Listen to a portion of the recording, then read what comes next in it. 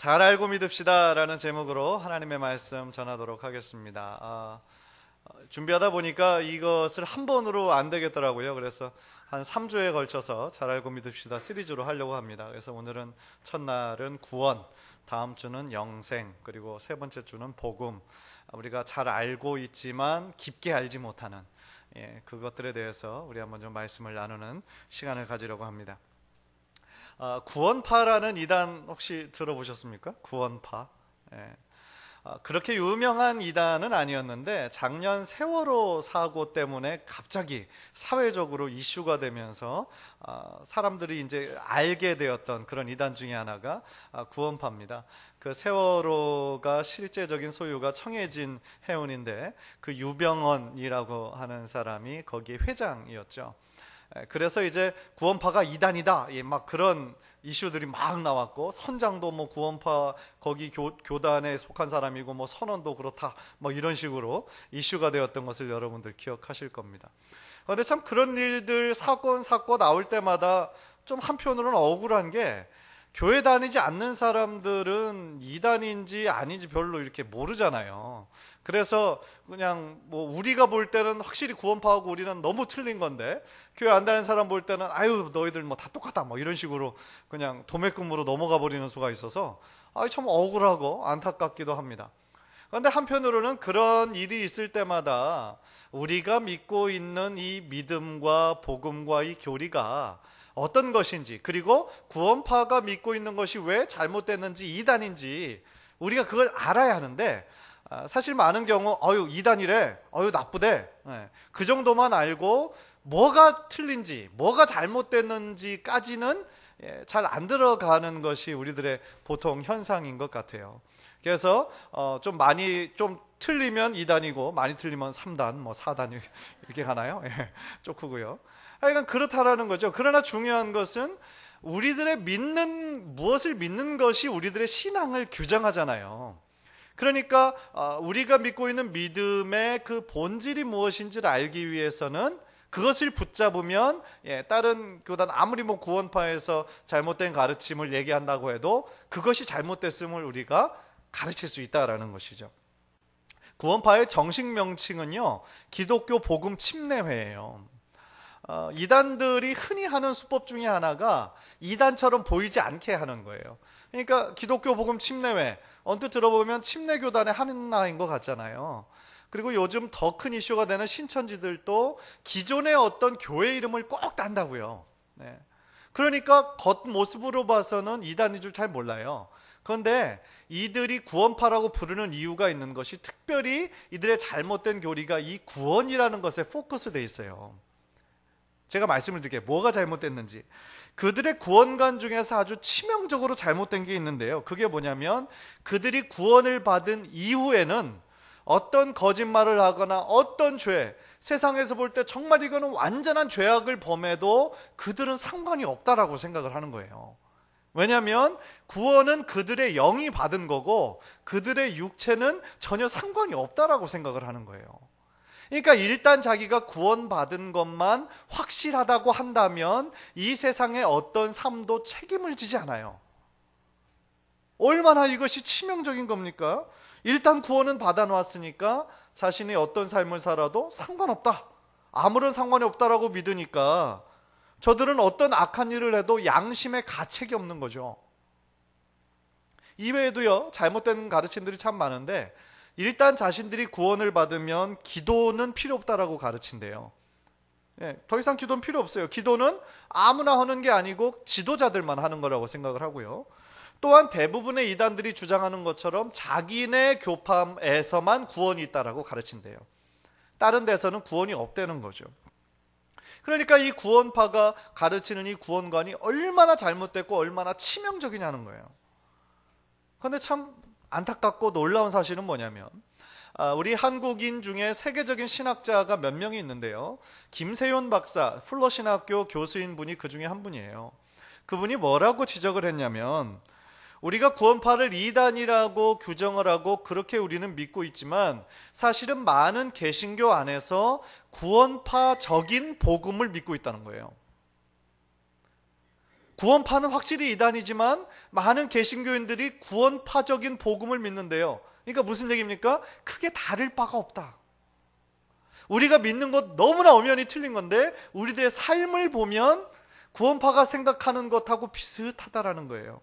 그게 뭐냐면 우리들에게 주신 그 복음이 너무나 고귀한 복음이고 우리는 그 복음으로 인해서 너무나 정말 고귀한 하나님의 자녀가 되었는데 구원받은 자로서의 의로운 삶이 없다는 거예요. 이미 구원받은 것은 나에게 주어진 거니까, 어떤 천국에 들어가는 보장 같은 것은 주어진 거니까 그냥 내세지향적인 그런 삶을 살고 이 현실 가운데는 그냥 막 산다는 거예요. 왜? 나는 구원의 확신이 있으니까. 만약에 그렇게 사는 것이 맞다라고 한다면 그거는 구원파의 가르침하고 별로 틀릴 게 없는 거잖아요. 따라서 오늘은요, 무엇이 구원의 의미인지, 구원의 의미가 굉장히 깊어요. 연구하면 연구할수록 참 깊고 풍성해요. 그래서 최근에 제가 신성관 목사님이 지은 책, 그 Simply Gospel이라고 하는 책을 읽으면서 다시 제가 그전에 몰랐던, 피상적, 어떻게 보면 부분 알았던 것을 다시 성경 전체로 이렇게 통합하는 그런 인사이트를 얻게 됐어요. 그래서 오늘 전하는 그 메시지에도 신성관 목사님의 책을 많이 제가 참조했음을 먼저 알려드립니다. 우리가 신앙생활하면서 가장 흔히 듣고 우리가 아는 것 개념이 구원, 영생, 천국이라는 것을 수없이 많이 들었어요. 그런데 우리가 그것이 뭐냐라고 정확하게 말할 수 있는 사람은 그다지 많지 않아요. 그만큼 우리가 피상적으로 이해하고 있다는 거예요. 어느 정도는 알고 있지만. 그래서 따라서 오늘 말씀을 통해서요, 우리가 성경 전체의 주제 안에서 한번 구원이 뭔지 바라봤으면 좋겠어요. 특별히 예수님의 메시지의 핵심이 하나님 나라였잖아요. 하나님 나라. 하나님 나라의 관점에서 과연 구원이 우리들에게 주는 의미가 무엇일까? 말씀을 나눌 때에 모르겠어요. 조금 딱딱할 수도 있겠지만 이 말씀을 통해서 여러분들이 그전에 몰랐던 것, 새로운 것을 깨닫고 우리들이 주님 앞에 나아가는 신앙생활이 더욱더 풍성해지는 귀한 은혜가 있게 되기를 주님의 이름으로 간절히 축원합니다. 우리가 지금까지 많은 그런 복음 제시를 들었는데요, 가장 흔히 들었던 것 중에 하나가 예수 천당 불신 지옥이 아닐까 싶어요. 한국에서 막 요즘도 있는지 잘 모르겠어요. 지하철 주변이나 이런 데서 편말 들고 막 좀 무섭게 하시는 분들이 있잖아요. 예수 천당 불신 지옥. 그런데 이제 그것을 조금 다르게 고상하게 표현한 것이 예수 믿고 영생을 누리십시오. 혹은 예수 믿고 복을 받으십시오.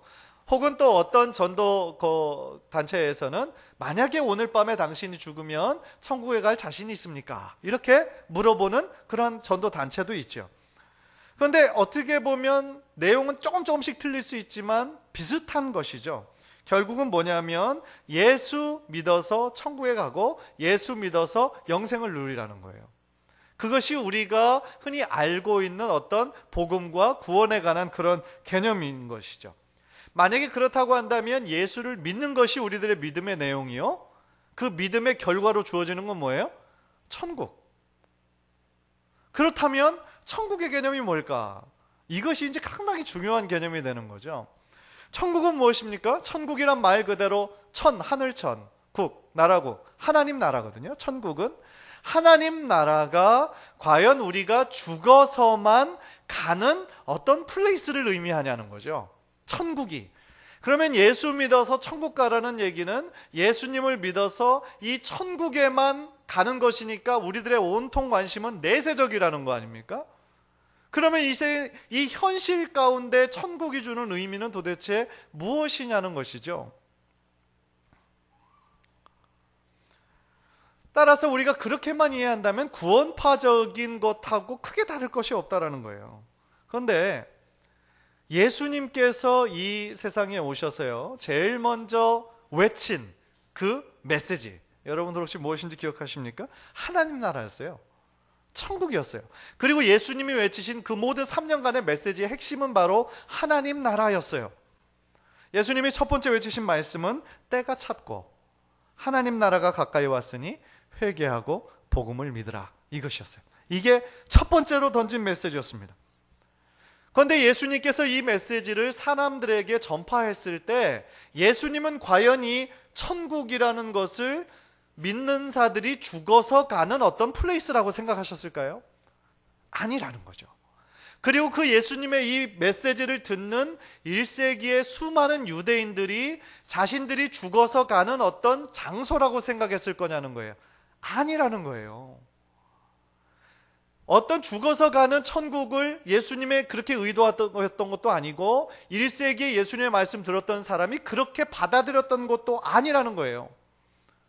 사실 구약에서는요, 하나님 나라라는 표현 자체가 없대요. 하나님 나라라는 표현 자체가 없어요. 그런데 하나님이라는 단어, 나라라는 단어가 함께 쓰여진 곳이 있다고 합니다. 하나님 나라.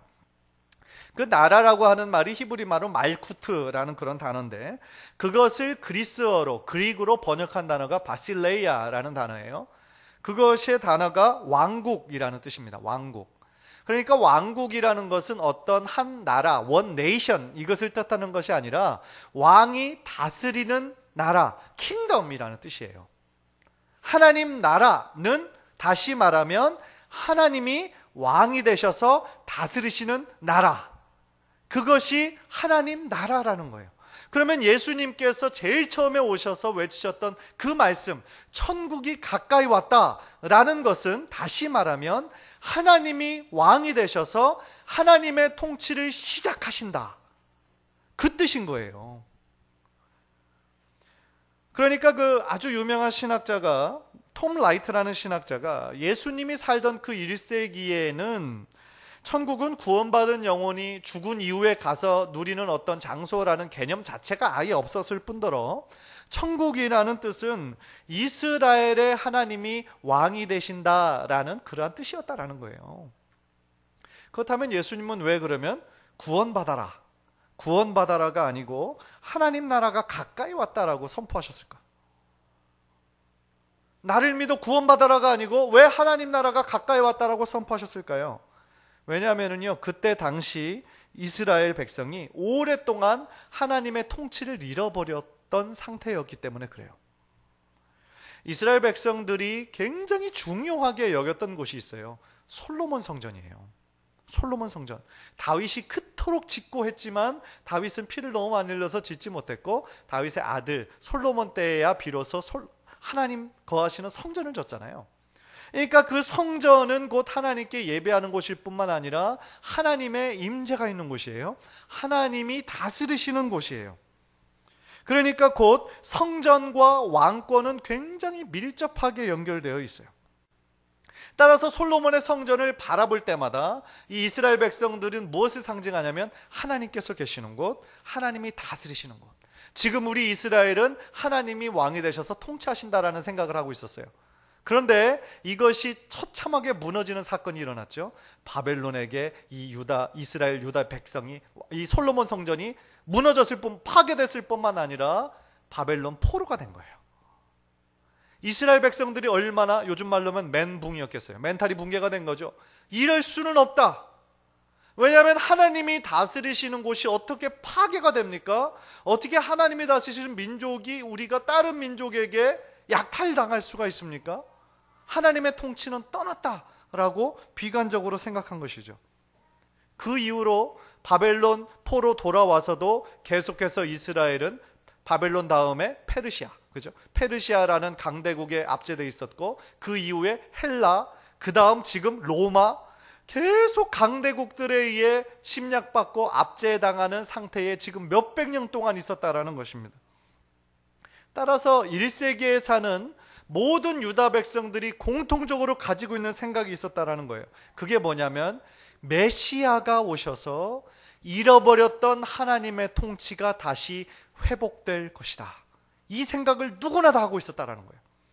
그런데 예수님이라는 분이 와서 하나님 나라가 가까이 왔다라고 선포하잖아요. 그러니까 그 사람들은 무엇을 생각했을까요? 잃어버렸던 하나님의 통치, 이스라엘의 예수 그리스도가 진정 왕으로 오셔서 자신들을 지금 억누르고 있는 로마의 압제를 무력으로 이끌어줄, 무력으로 무찌르고 다시 이스라엘을 하나님의 나라로, 하나님의 통치로 온전히 회복할 것을 기대했겠죠, 당연히. 여기까지 잘 따라오고 계시죠? 예. 당연히 그랬다라는 것이죠. 그래서 사람들이 그렇게 예수님을 따르고 환호했는데 사실 예수님께서는 어떻게 하셨어요? 왕으로 오신 것은 맞았지만 무력으로 로마의 압제하에서 이스라엘을 구원해내신 것이 아니라 스스로 대속물이 되셨죠. 아주 연약한 저주받은 그 상징인 십자가에 달려서 죽음의 자신을 내어주셨어요. 그래서 이스라엘의 인류를 죄와 고통의 뿌리로부터 해방시킨 건데 많은 유대인들은 그것을 받아들일 수가 없었죠. 왕으로서는 그렇게 할 수 없는 거니까, 무력한 거니까. 그리고 구약의 관점에서 볼 때 십자가에 매달렸다라는 것은 저주의 상징이니까. 그러니까 우리도 만약에 그때 당시 유대인이었으면 예수님을 믿기가 상당히 힘들었을 거예요. 왜냐하면 우리들 모두가 다 그런 생각과 그런 메시아의 이미지를 가지고 있으니까. 따라서 천국이 가까이 왔다는 예수님의 선포는 하나님의 통치가 이제 시작되었다. 그것을 딱 선포한 거예요. 그러니까 하나님의 나라는 이제 예수 그리스도가 오심으로 이미 시작이 됐고 지금 현재는 진행형이고, 그리고 장차 예수님 다시 오실 때 온전히 완성이 된다. 이루어진다. 그렇게 선포한 거죠. 그러니까 천국이라는 것은 다시 뭐라고요? 하나님의 통치라는 거예요. 그러니까 그런 의미로 생각해 볼 때 누가복음 17장 21절, 우리 한번 화면을 보죠. 누가복음 17장 21절 다 같이 읽겠습니다. 시작. 하나님의 나라는 너희 안에 있느니라. 죽어서 가는 장소라면 어떻게 이게 무슨 말이에요 이게? 이해가 안 되는 거죠.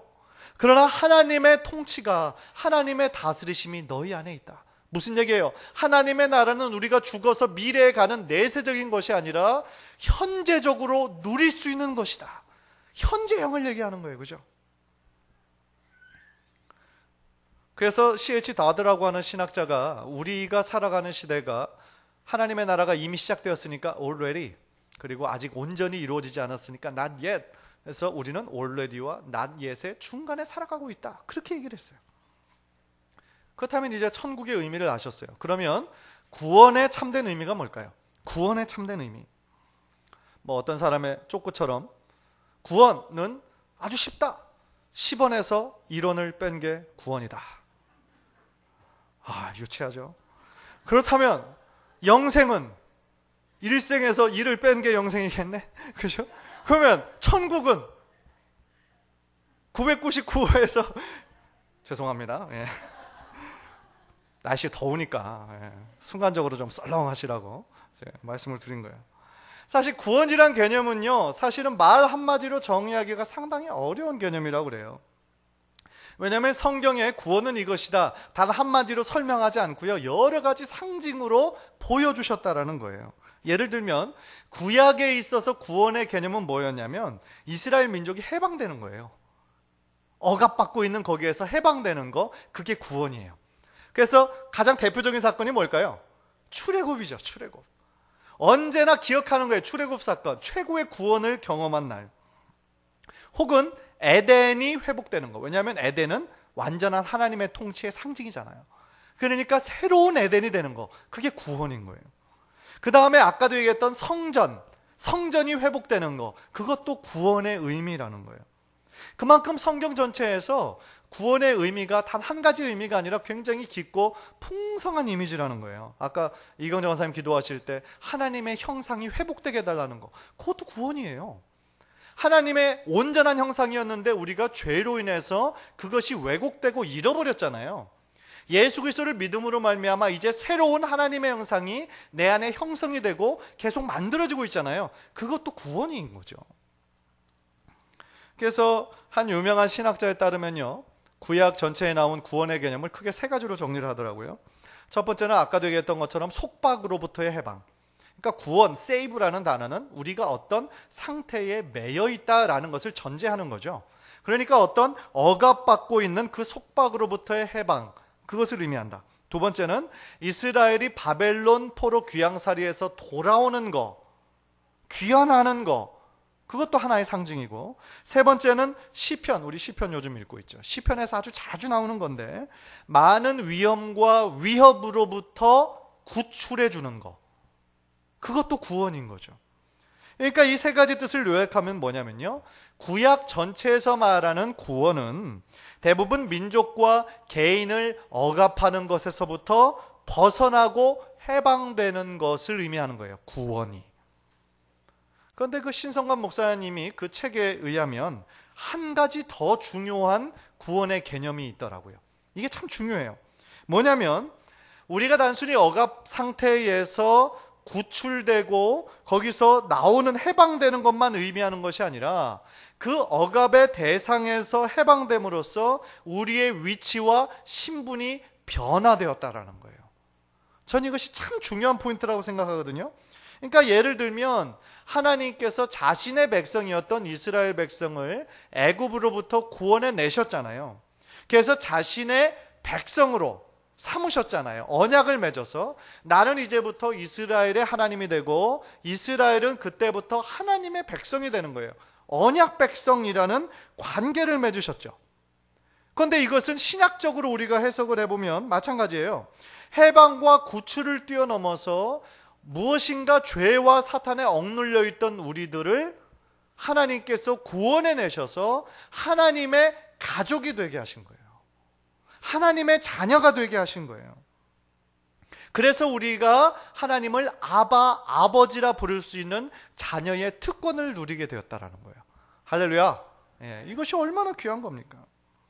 그러니까 이 개념을 잘 설명해 주는 것이 하나 있는데 고엘 제도예요. 고엘 제도. 자, 오늘 좀 어려운 얘기 많이 하는데요. 룻기 여러분들 혹시 읽으셨으면 고엘 제도 뭔지 대충 감이 오실 거예요.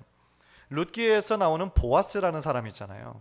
근데 보아스가 그 나오미 가족의 그것을 그 기업을 물을 자로 그 역할을 해주잖아요.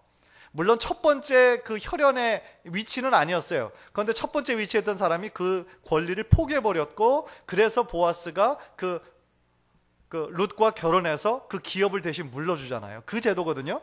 거기서 잘 나오는데 그 제도가 이스라엘뿐만 아니라 고대 근동 지방에서 있었던, 잘 실행되던 거예요. 그게 뭐냐면 그 시대 그 공동체에는 혈연 공동체가 사회의 근간이고 상당히 중요했거든요. 그러니까 뭐냐면 자신의 친족인데 만약에 갑자기 누가 남편이 죽었어요. 갑자기 재산을 다 뺏겨서 어느 애 종으로 들어가 버렸어. 만약에 그렇게 되면 그 사람과 가장 가까운 친족이 그가 잃어버렸던 재산, 또 그가 이제 더 이상 이을 수 없는 후손, 그런 것들을 대신 이어주는 제도예요. 그게 고엘이거든요.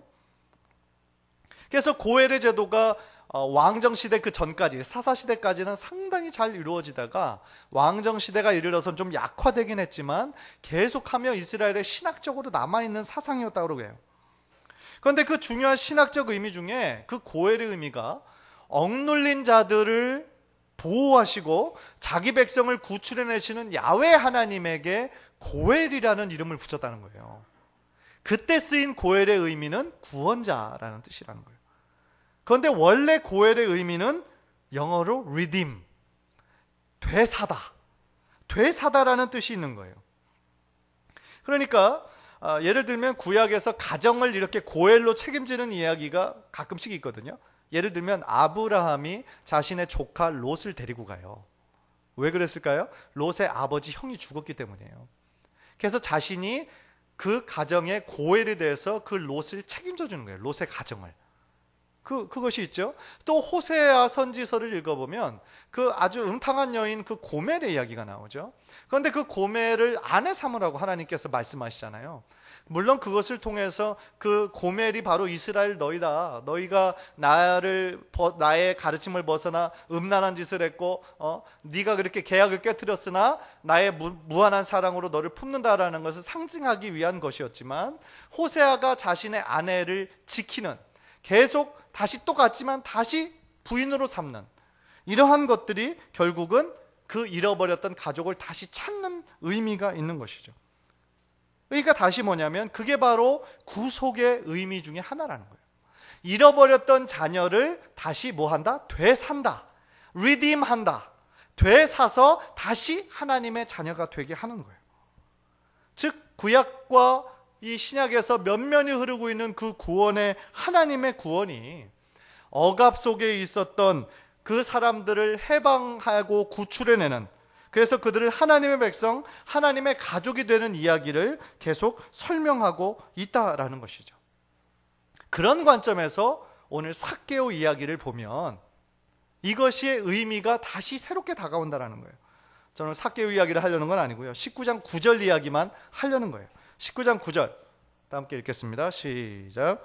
예수께서 이르시되 오늘 구원이 이 집에 이르렀으니 이 사람도 아브라함의 자손이미로다. 그러니까 예수님께서 이 가정의 고엘이 되셔서, 구원이 되셔서 죄의 노예와 억압과 압박 가운데 있던 삭개오를 어떻게 하신 거예요? 되산 거예요. 리딤 하신 거예요. 그래서 이제 삭개오가 어떻게 된 거예요? 아브라함의 자손이 된 거예요. 원래 하나님의 자손이었는데 뺏겼어요. 죄와 사탄으로 인해서. 그런데 다시 예수 그리스도의 피로 인해서, 십자가 사건으로 인해서 그를 다시 하나님의 자녀로 되산 거예요. 즉 하나님의 언약의 백성으로, 하나님의 자녀로 선포해 주신 거예요. 이제 아브라함의 자손이로다. 같은 의미에서요, 누가복음 10장 16절 우리 한번 또 화면을 통해 보죠. 다 함께 읽겠습니다. 시작. 그러면 18해 동안 사탄에게 매임받은 이 아브라함의 딸을 안식일에 이 매임에서 푸는 것이 합당하지 아니하냐. 18년 동안 사탄에게 매여있던 한 여인이 있었어요. 그런데 이 여인을 예수님께서 지금 리딤 하신 거예요. 되사셔서 18년 동안 억눌려 있던 그 억압에서 풀어주신 거예요. 그리고 그 여인을 지금부터 아브라함의 딸이다 라고 부르신 거예요. 즉 아브라함의 자손, 아브라함의 딸 모두가 동일한 뜻으로 하나님의 택함받은 백성이다, 그런 뜻인 거예요. 예수님께서 바로 이 일을 위해 오셨다는 거예요. 예수님께서. 누가복음 10절 다시 한번 보겠습니다. 시작. 인자가 온 것은 잃어버린 자를 찾아 구원하려 함이니라. 잃어버렸어요. 하나님께서 잃어버리신 것이 아니라 죄에 의해서, 사탄에 의해서 하나님의 자녀인 그 신분을 우리가 놓쳐버렸어요. 그런데 그것의 구원의 의미가 뭐예요? 그것을 되사는 거예요. 값을 지불하시고, 누가? 예수 그리스도가. 그래서 친히 스스로 대속물이 되시고 화목제물이 되시고, 그래서 그것을 되사신 사건, 그게 뭐다? 구원이다. 비슷한 구절 마태복음 20장 28절 다 같이 읽겠습니다. 시작. 인자가 온 것은 섬김을 받으려 함이 아니라 도리어 섬기려 하고 자기 목숨을 많은 사람의 대속물로 주려 함이니라. 같은 말씀이에요. 따라서 우리들 모두는요, 에베소서에서도 나오지만 하나님과 전혀 상관없는 자들이었어요. 우리는 외인이었어요. 우리는 뭐 이스라엘 백성도 아니고요, 완전히 이방인이었어요. 우리는 하나님의 은혜로부터 멀어진 사람이었어요. 그런데 우리를 예수 그리스도가 우리의 대속물이 되어주심으로 말미암아 우리가 지불해야 하는 죄값을 다 지불해 주셨어요. 그리고 우리를 사단에 속해 있던, 어둠에 속해 있던 우리를 하나님의 자녀로 되사셨어요. 예수 그리스도의 보혈로 친히 대속물이 되셔서. 그래서 우리들 모두가 이제는 그리스도인이 되었으면 그리스도 안에서 한 형제요 자매로가 하는 이유가 바로 그건 거예요. 그리스도 안에서 우리는 모두 다 한 가족이 되었다라는 거죠. 아까 제가 가족 얘기했죠. 고엘 제도. 그죠? 바로 그건 거죠. 그래서 우리들 모두가 주님 안에서 한 형제요 자매요 한 가족인 거예요. 괜히 우리가 한 가족이다라고 말하는 게 아니에요. 자, 우리 옆에 분에게, 졸고 있는 분에게 말씀하십시오. 우리는 한 가족입니다. 나의 가족이 되어주셔서 감사합니다. 이거 잠이 확 깨죠. 그 근거가 바로 예수님께서 친히 대속물이 되어주셔서 죄와 사탄의 억압 속에 있던 우리들을 되사시고 해방시켜 주시고, 더 나아가 우리를 하나님의 자녀로 삼아 주셨다는 데에 있다라는 것이죠. 이것이 바로 구원의 의미입니다. 그래서 우리가 이제 하나님을 아버지라 부르며 나아갈 수 있는 놀라운 자녀의 특권을 누리게 됐다라는 것이죠. 그래서 정말 간절히 바라기는, 이 천국이라는 것이 예수님의 메시지의 핵심인데, 하나님 나라가 그냥 우리가 죽어서 가는 어떤 플레이스가 아니라 하나님의 다스리심이시고 하나님의 통치다. 그렇다면 이미 우리들에게 메시아로 왕으로 오신 그 예수님의 온전한 통치를 받고 살아가는 거, 그게 바로 뭐겠습니까? 천국의 삶을 사는 것이고 복음을 사는 것이고 바로 그렇다라는 것이죠. 그래서 우리들의 삶이 정말 이원론적인 삶을 사는 사람들이 얼마나 많아요. 그래서 사회로부터 비판받잖아요. 교회에서만 그냥 경건하게 살고 세상에서는 그냥 세상과 똑같이 살고. 그것이 왜 그래요? 하나님의 통치는 교회에서만 있는 걸로 우리가 착각하기 때문에 그런 것이 아닙니까?